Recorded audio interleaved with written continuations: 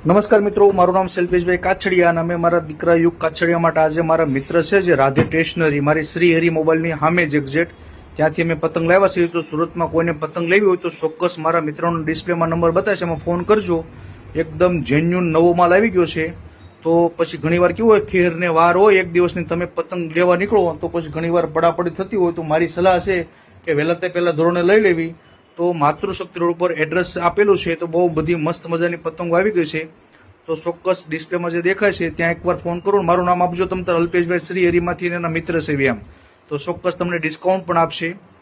તો આ અથવા ન મળે તો આ નંબરમાં એને વોટ્સઅપમાં હાઈ લખજો ને તમને લોકેશન પણ મોકલશે.